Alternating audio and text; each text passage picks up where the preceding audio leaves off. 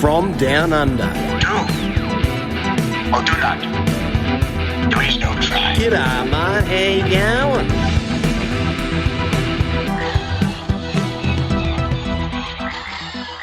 Is that my brother Fantha from Down Under, coming to you live from Quinlan's Cantina in the Gold Coast of Australia.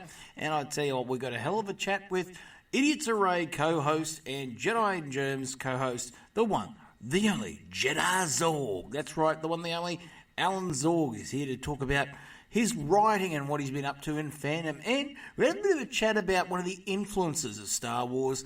That is, of course, Frank Herbert's Dune. The Force must flow. Hello, I'm Warwick Davis, and you're listening to Fantha Tracks. You know this man from some amazing podcasts, and they might have to do with Star Wars, that's right. Now, of course, we're talking about Idiots Array, co-host, and amazing pal, the Zaugmeister, JediZaugg. Pal, how are you? Not doing too bad. How are you? It's been a bit since we've chatted. That's right, and looks like Sean's already here. Yes, Shaggy, Mr. Zaugg.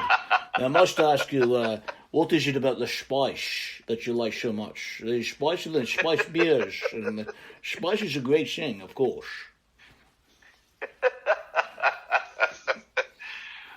You know what? The spice was weird. It was, that wasn't part it? of the book was weird for me because, and they only touched on it a little bit, but they made it seem like it wasn't good for the person either. Like, once you got on it, you couldn't stop because you would die, because it was that life. I don't know how you put it. Their lives depended on it. Once they started down that path, they couldn't go back. And as Gurney Halleck says, watch that spice beer. It'll go to your head. Well, and it did. It did, didn't it? It absolutely did. And as the book went on, I was surprised at how widespread it was across the galaxy, too. It wasn't just on Dune. It wasn't just the Harkonnens. It was the whole galaxy, the Emperor, too. It was everybody was you doing it, and their lives depended on having it. Yeah, I think it's a big allegory for a lot of things. Could be water. I mean, even water itself is a big part of the wealth of the Fremen in Dune. But spice itself is an allegory for, I think, it could be drugs, but it's more a case of oil. In the time of when Frank was writing this, it was about what oil is, and oil is power, especially in the Middle East. I think that's a big part of what it was. But I think it's interesting, we've got this commodity, but then we've also got the Kwisatz Haderach, or the ultimate super being, which, of course, the Bene Gesserit, and hi, my name's George Lucas, I'm just going to rip that off, Well, and I was impressed by what Herbert did, because he balanced ecology, and there was a heavy dose of ecology in this. He balanced that with religion, with addiction, and he hit on so many social issues. Back then, for the 60s, is crazy, but now you look at it 40, 50 years later, and I think it's even more relevant than it was then. That's right. And it's even influenced writers like Johnny Farrell. Maybe. Now, of course, we'll touch on that a little bit later. Of course, JediZaugg is a budding writer and is now getting out there with his first works too. So we'll chat about that a little bit later. Now, of course, Frank Herbert, of course, is somebody that came into, I think, science fiction with such a unique idea. This idea that if you stem it down to it, it's kind of like Lawrence of Arabia in some ways. This sort of, especially the second two parts of Dune. So in the first novel. So we're talking about Muad'Dib and the Prophet, the part 2 and part 3, where pretty much Paul and Jessica are thrown into the Fremen, and basically they have to take that culture up, learn that culture, grow with that culture, and it basically becomes their arm brace, becomes their military, if you like. Even as they first meet them, when their Thopter crashes, and they're basically starting to go to the Sietch, especially of Stilgar, when we actually see that, he says, this is the desert power that Duke Leto Atreides said you must find. Yeah, no, and that was wild, because it was wild that Paul was having visions of it before it even happened, visions that things would happen, and then of course he and his mother are kind of sucked into it, and not by choice, mind you, either. I mean, the whole thing is Frank really did put together a wonderful kind of story here because at first, when I first read it, I had a hard time getting into it. But when I first read it and I first got into it, I thought, why would they be going to a desert planet? And then you get further into it and you realize because of betrayal, because the emperor was jealous, was greedy, and I was like, oh my gosh, there is more to this story than meets the eye. And Paul and his mom are forced into a scenario that he had dreamt about, that the witches had been telling the emperor about for years, and the emperor ended up being the guy, the catalyst that gets the whole thing started. And yet he never wanted it to happen. 100%. Or never believed it would happen. That's right. It's kind of like, and of course they get the blood feud that, I think he played on just to get that power, of course, through the Harkonnen and the Atreides. Now, what's interesting is, because at the end of the day, they're cousins, pretty much. They're cousins of the Carina and the Atreides. And, of course, I won't spoil it here for you guys, but if you read the House prequels, so House Atreides, House Harkonnen, and then, of course, House Carino, you actually get to find out exactly how deep that goes. Well, I guess I need to get into those because that was a crazy reveal for me that Paul's mother was an actual Harkonnen. Yep. That she was what was it, the cousin or whatever of the Baron? Yep. And so that was a crazy reveal for me. And in a way, I was a little disappointed that Frank didn't touch on it more, because he briefly touched on it, but you didn't see him really talk about it much more. And so maybe I do need to read the other book. Well, you got to find out who the mum is. Really more into that. Yeah. That's the big one. And if you look deep into the first book, you can tell who Jessica's mum is. The witch. The emperor's True soothsayer. Yeah, exactly right. Yeah. And that's crazy. Yeah, it is. It is. The fact that this really is, just like Star Wars, it really is, if not an adult Star Wars, I mean, this is what George distilled the mythic structure from, was this Lord of the Rings, and of course all myth. But that's what Frank also found in these books, and I think that's what's so intrinsic to it, is that, family sagas are so, that's what pulls you in. I think is the biggest thing of it, I can't believe how layered this book is. Layer upon layer upon layer of so many different... I don't know how long it took him to write that book, but I imagine it had to take him a while, because just how much depth and layers are in this book alone just speaks to me that this book was very complicated to write, and it took a while, I would guess. I don't know. Oh, no, 100%. And I think that's the thing, is, it's not like your cookie cutter science fiction. There might just be an idea and then, some explorative narrative there, and then you won't get I always liken it to, if science fiction is done right, it should be like this. It should be rich tapestries. Otherwise, you're going to have that Last Crusade moment where, he basically knocks on the door of the castle and goes, "Tapestries? We have many tapestries, but in your Scottish law, I am Mickey Mouse." And I think that's half the thing, But what's interesting about Dune is each time you read it, there's more that you build into it. Now, one of the key things I like about how Frank writes these, and it really got into it, it's not about the combat, it's not about the action, it's not about the intrigue.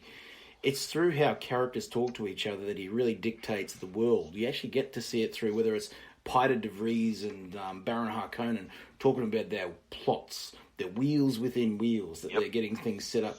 They already tell you who the catalyst is on Arrakeen. It is the good doctor, or the false doctor, as we should say, because they break his conditioning. But in laying those, it builds the tension, because you're just waiting for that ticking time bomb of when he's actually going to go off track and finally take out Leto. Well, and then it was interesting at the very end of the book, the epilogue portion where it goes back, and you read about Dr. Caine's father, Pardo Kynes, and you realize that this scenario with Dune and the spice, and even the ecology of Dune, which you see Kynes was starting to tap into, you realize that's been going on for decades. Yes. That his father was tapping into that same ecology. And, in the book it hints to the fact that it could still take I think it was the Freeman leader. I forget his name already. The one that Paul befriended. Liet. Yes, how he talked about that this is still decades away before they will achieve the ecology and the success with the water on the planet like they want to. Also interesting to me as you read further, and even in that epilogue, how much the reason why the water isn't in existence on the planet is it's the worm's fault. Yes, yeah. And it's a whole round thing of when he finally gets told that by Cheney, when Paul and Cheney are sort of breaking into that. I think the thing is, if you put the pieces together, you can understand why somebody would guard an area, especially a pre-spice mass, and the fact that it's the little makers, it's literally what it is. It's such an amazing thing. Now, of course, folks, you got to check it out. There's a post out there already that Christian Bale is putting on 200 tons to play the role of a sandworm. Oh, really? Yeah, there's actually a post somebody's put out there. And even Brian Herbert's gone, yeah, don't believe it. Well, and I was looking at the cast list, and I have to go out and look again because I can't remember, but the cast list for this movie already intrigues me. Oh, yeah. I'm trying to look it up right now because... So you've got Oscar Isaac, Poe Dameron himself as Duke Leto Atreides. We have... I think, some of the greatest actors in our right. We've got Gurney being played by Josh Brolin, which I think is just amazing. Yeah, well, so, let's see, and Timothy Chalamet. Yeah, which I'm not really sure about the work that Timothy's... I haven't seen his work, but... I haven't either. I've seen him in interviews and stuff. He's very passionate about Dune, so I'm very keen to see what he's capable of doing. Zendaya is playing Cheney. She was in the one movie I've seen her in is Spider-Man Homecoming, and she was quite good in Spider-Man Homecoming. So I'm keen to see what she does with that too. And of course we have... Well, and then Dave Bautista will play, it looks like Glasu Raban. The Beast Raban. Ho ho. Yep. Yeah, which would be great. And I'm trying to think, they mentioned, let's see. Zendaya. Zendaya I like. I don't know if you're familiar enough with her. Yeah, Spider-Man Homecoming.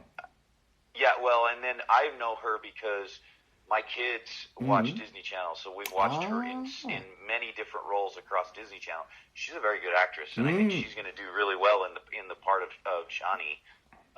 And then Josh Brolin as Gurney Halleck. That intrigues me. That one intrigues me a lot. And he's already starting to put a lot of posts up in and around Instagram with some of the battle scars that he's getting on his arms from the sword fighting and stuff like that. Oh my gosh. Now, what's interesting about that is that I've seen some people suggesting the knife fighting and the blade fighting that they're going to be doing this. Now, if you read the book, you can tell that they're, obviously there's a couple of different types of fighting they do. They have shields, so the belt shields that they have. So they can actually pretty much belt into each other with knives and it's not going to hurt them. And swords as well, because there's rapiers and stuff like that they use. So it's old school medieval. But what do you think about Jason Momoa as Duncan, though? I don't know if that casting piece is going to work, is it? It's an interesting casting. It's probably casting against what's described in the book. But, I tell you what, he's surprised me over the years with no matter what he's been given, he's been fantastic with. And I think the thing is... Duncan Idaho was a romantic, a swordsman, somebody that's a bit dapper, and he dresses well, all that sort of stuff. So I think they're going to style him up quite well in this. And the thing is, if you haven't read the sequels, Duncan plays a massive part that is almost equal, if not more, than Paul Atreides. Really? Oh, yeah. Once you start down the path of Duncan... even though, I will say this, I think that the books have been out there long enough, and I don't want to spoil it too much for yourself, but you're going to find out what a Gola is when you read these. Okay. And just how that plays into the tapestry of Dune. I won't say any more. You just got to read it. But you mentioned sequels, and for some reason I thought Duncan died in Dune. He does die, yes.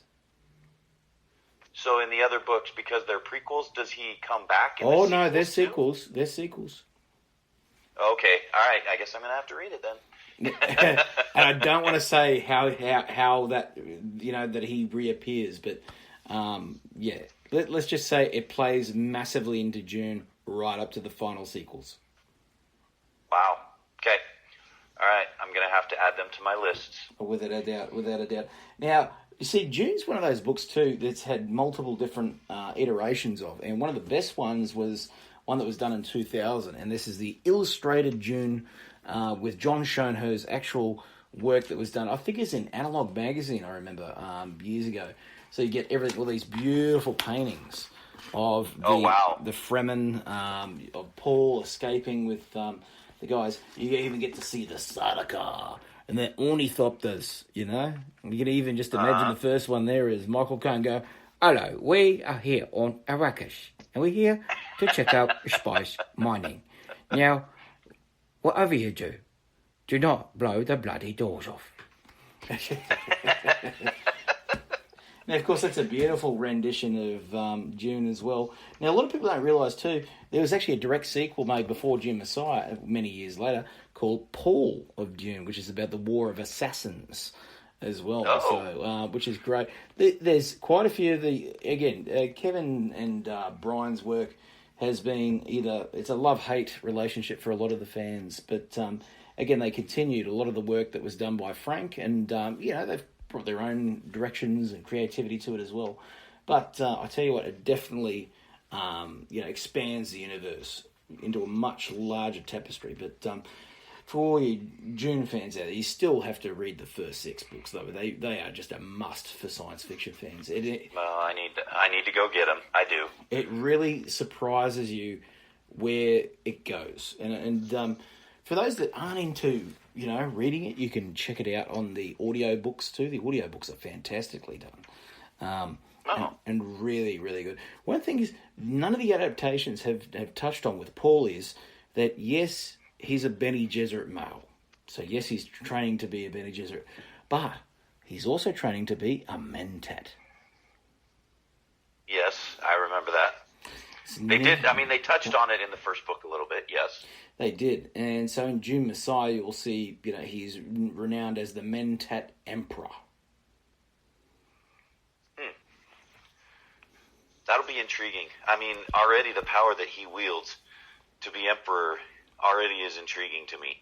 My only concern in reading it, and it's a valid concern anytime you read something like this where a young group takes over leading the galaxy and whatnot, is my concern is him becoming too aggressive and too much of a leader, not concerned with his people, but more concerned with power. Oh, yeah. 100%. And I don't know. I mean, of course, I have to read the rest of the book, so I don't know if they touch on that at all. But it can. When I read some of it, it concerned me that his power would become abused later on in his life, and that he could end up taking control and doing things he shouldn't be doing.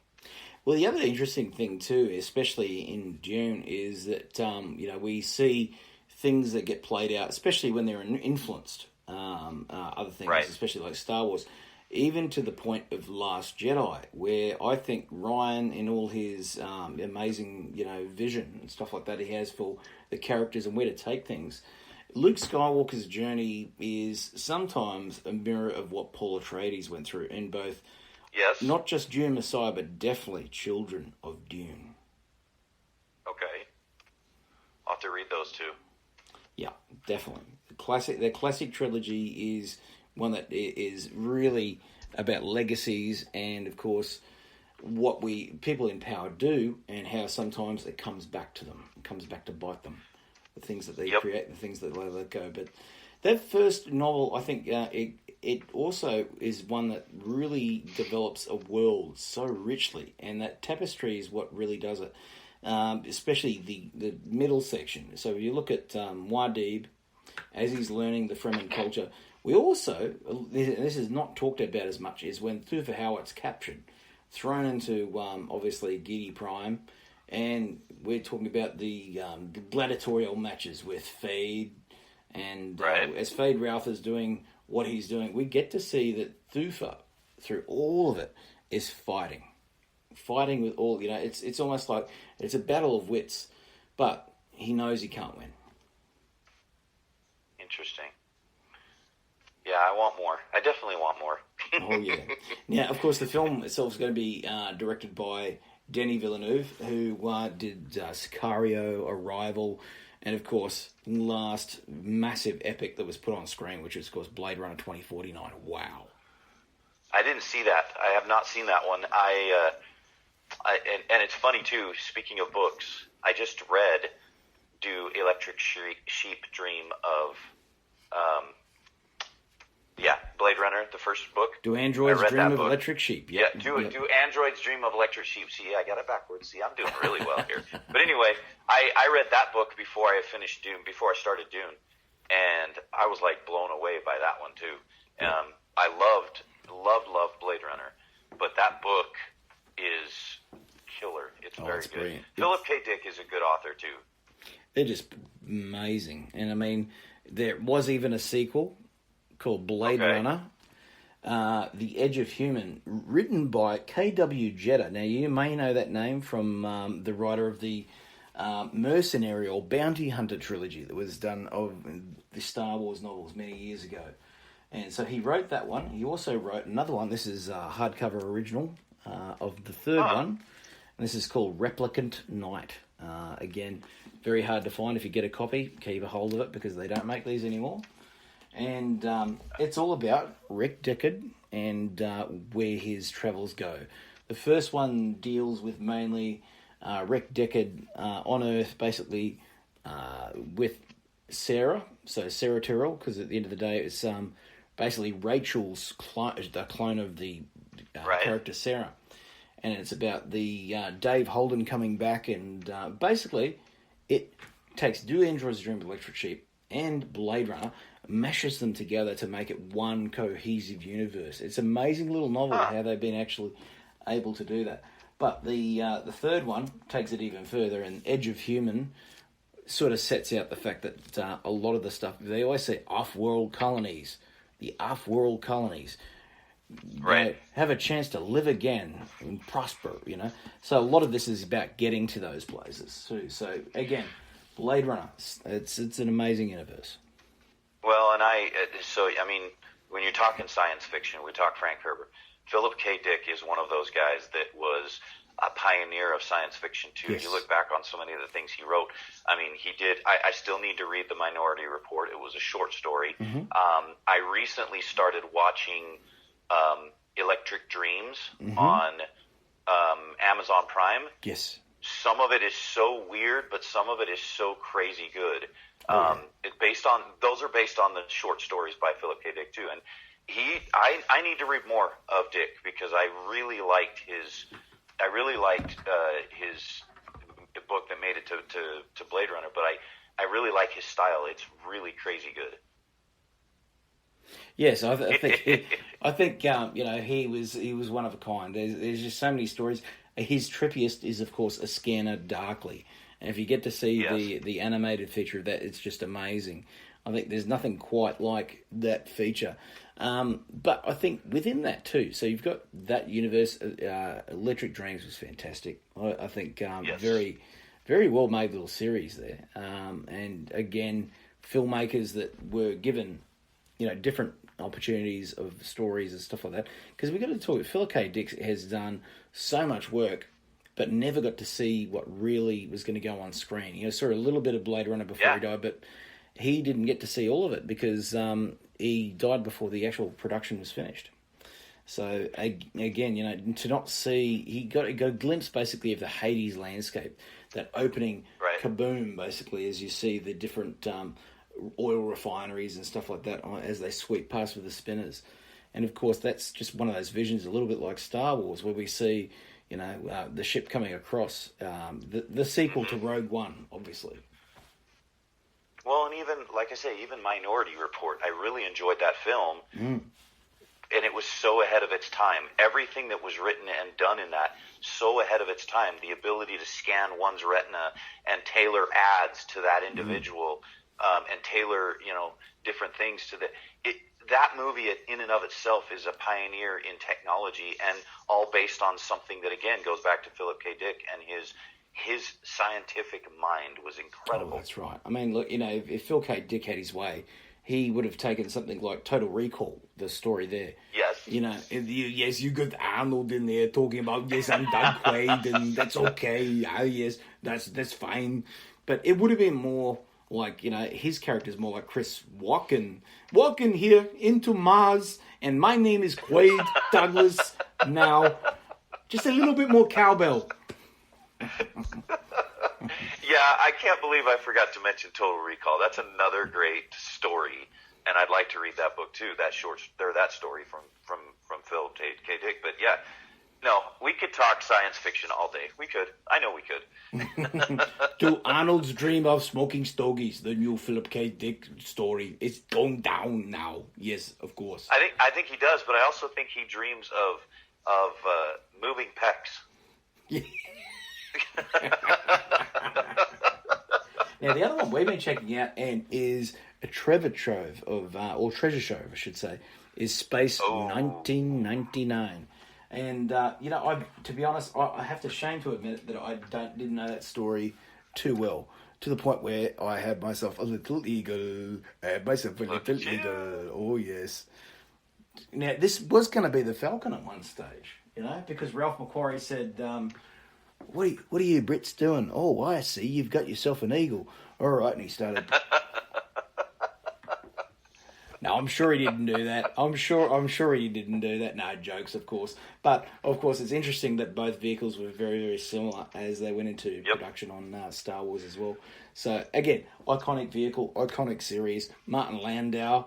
And all he does is in every episode is screams, "That planet again! That planet!" It's very animated. It's almost like, it's Jerry, it's Jerry Anderson. So it's kind of like, oh, Thunderbird won. It's kind of like that. It's all there. And of course, well, you know what they say? They say art begets art and inspires art. So it's not surprising that all of these would inspire Ralph McQuarrie or Star Wars or other things, and would inspire Spaceballs too. Oh wait. But what's interesting is this series is a real eye into the Imperials of Star Wars, because you got Peter Cushing turning up with a pillow on his head and goes, "Yes, your moon has landed here, and we are the Cushing people." Literally Peter Cushing, And then you got funky old Christopher Lee rocks up, and he's got this sort of long, flowing hippie wig, and it is pretty bizarre. And he turns up, does his little Dooku sort of scene. But the one that really gets you is that they've got all the other little officers, Moff Gideon, the whole lot of them seem to be in this series. But that's awesome. And Julian Glover's in it too. But Brian Bloody Blessed turns up in 2 or 3 episodes of this. It is brilliant. Because straight away you could hear that booming voice of Brian Blessed. "These ice cubes from Fridger Gordon's alive." Can you imagine him ordering drive-through at McDonald's, this guy? I mean, oh my goodness. If you go there, cheeseburgers with no pickles and no onions.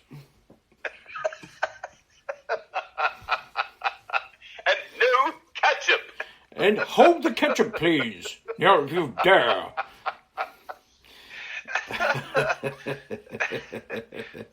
It could make McDonald's drive-through quite interesting. That's for sure. Oh yeah. Now, can you believe that guy made 4 attempts at Mount Everest? That's a true story. That's crazy. Isn't that brilliant? That's Unbelievable. awesome. And apparently, he was a heavyweight boxer. Oh, well, all right then. Multi-talented. Episode 1, The Blessed Menace. Fantastic. Now, of course, tell the folks here about you're currently writing your first full-length novel under the name of Johnny Ferrell. I am. Actually, it's a series that I'm going to be writing. Mm-hmm. But so I finished it, actually, the novel, but now I've got to go through the editing stage. Wait, there's a monkey. A monkey on the screen. Folks, there is a monkey on the screen. Cornelius. But, I'll try and shorten this story, but about 6-7 years back, I wrote a short story of sorts, that turned into what I wanted to make into a novel project about, yes, a character named Johnny Farrell. It is a science fiction-based novel about a young man who forgets his past, forgets where he came from, ends up on the far reaches of the galaxy, and as we all have come to find out in life, you can't hide from your past, and his past comes to find him, and so he spends the rest of the journey trying to find out who he is and why this past has come to find him. There are other characters that join him on this quest. It's going to be more than one book. I have finished one book, but I've realized that the story itself, I anticipate will be 2 to 3 books. So I finished the one back in October, took a little break, wrote a couple of horror short stories, which I'm currently editing and hoping to release at Halloween this year. And then I also wrote a science fiction novel about a crazy hell-bent robot wanting to take over a city. So that one I just finished. That one I just finished in January. So I've got 2 novels under my belt, 2 short stories, and now the editing process begins. It's been a journey. I am evolving as a writer each and every day that I write, and I'm learning how to improve my craft, how to be a better writer, how to let my imagination out, because for a long time I've closed off my imagination and I've only let it out for myself, and I have always had a hard time expressing. And over the last 8 months I've learned how to start expressing myself better, and it's been exhilarating, it's been fun, it's been dark at times, but it's been fun. It's been a lot of fun. It really has. It's an evolving thing, isn't it? I think writing and learning the skills and the tools of writing. One of the big things I learnt in writing the 6 books that I have has always been about, the true creation of the narrative becomes evident in the rewrite. Yes. Oh, yes. I am. Well, and I'm learning that. Oh, my gosh, am I learning that? Because even in the editing of some of the short stories, what started out as what I thought was descriptive, but was very stripped down, has become flourished and much broader, much more detailed than it ever was. Mm-hmm. And I'm also, again, improving my craft with each edit. I'm learning where I went wrong. I'm improving it, and it's a journey. It's a crazy journey that I have a feeling I'm going to be following the rest of my life. Oh, definitely, without a doubt. Now, we're going to actually get into a little bit of your creativity here, because we're going to choose a Star Wars narrative for you, just for fun, right now, over the next 5 minutes before we end this podcast. We're going to talk about what would you do if you were given Chuck Norris and Star Wars. How would you put that narrative together? You're putting me on the spot here, but this is Chuck Norris. And he's got to go up against an Imperial Moff by the name of Sylvester Stallone. Okay, so go with me here. Chuck Norris, I'm envisioning as a Han Solo / Darth Maul character. He's the gunslinging kind of guy that is brash, is overconfident at times, but has the fighting abilities and powers of Darth Maul. And he's going to face who'd you say the bad guy was again? Moff Sylvester Stallone. Oh dear. Oh dear. This is Expendables meets Karate Kid. And we're going to call Chuck's character Han Brennick.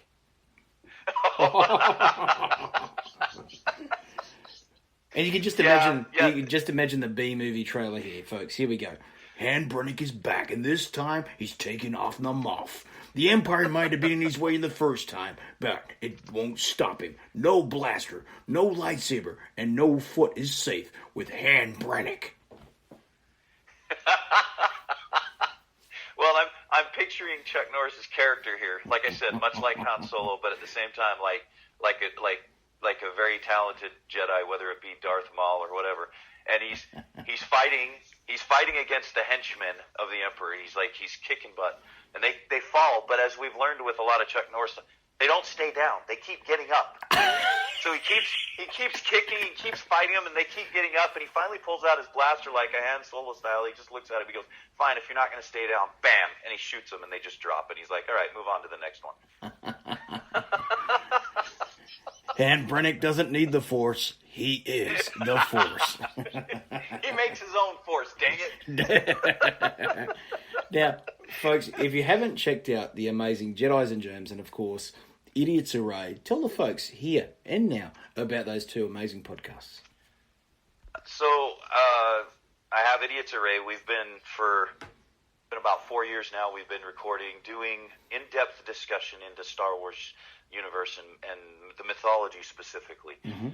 Most recently, we delved deeper into The Last Jedi. We talked about the throne room scene between Kylo Ren and Rey and Snoke. We talked about some of the symbolism there, and then we delved into Luke and some of the symbolism in the final battle on Crate where Luke faces Kylo Ren. It's things like that where we get in depth into. Also, Qui-Gon Jinn's the best, the greatest and most impressive Jedi of all time. In our opinion, he is the Jedi. So we get into a lot of in-depth like that. Jedi and Germs is an NBA podcast. We talk basketball. We talk a lot of basketball, and we'll even delve into pop culture. My co-host on there is a movie critic, and we like to get on and talk about movies and talk about our most recent movie we talked about was Captain Marvel and how much we both enjoyed that film. So, but we talk a lot of basketball and more basketball. That's what that show's all about. And we're waiting for the NBA Jam special. Yeah, well, that could be fun. We should do the NBA Jam. I don't know. That might be. We do talk gaming sometimes. That might be kind of fun to touch on. He's on fire. He's on fire. G'day, how you going? This is how you can catch me on the web. That's right, your host, Adam O'Brien, the Fantha from Down Under. You can catch it Obi Pop Culture on both Twitter and Instagram. You can also catch me on the one, the only Fandom Podcast Network's Lethal Mullet Podcast. But check out Fantha Tracks itself. Check it out at fanthatracks.com. All your Star Wars news in one single file.